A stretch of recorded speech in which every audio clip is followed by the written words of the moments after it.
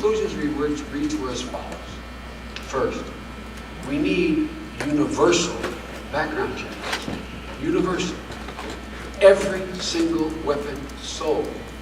Up to 40% of the guns that are currently purchased through private sales that don't require background check. We need to make sure that states who have all the records of the felons in their state, all the records of the fugitives in their state, all the records of those who are adjudicated mentally incapable of owning a gun in their state.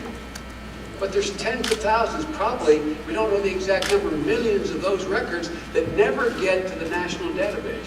We can improve safety if we limit, not eliminate, limit high-capacity magazines.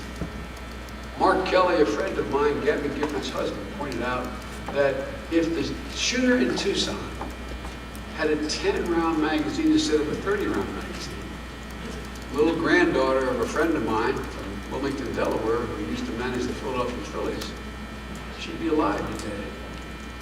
Because when changing his magazine, a woman leaned over in the crowd and knocked his arm, and that's how they subdued him. It makes a difference. Wouldn't have saved everybody. Wouldn't have saved everybody. But the last two people shot would be alive. We can reduce gun violence if we reiterate and strengthen the assault weapons ban. Cops are being outgunned. 37% of police agencies, people on the front lines, reported in a report in 2010 survey they did that they saw an increase in the criminal use of assault weapons after the ban expired in 2004.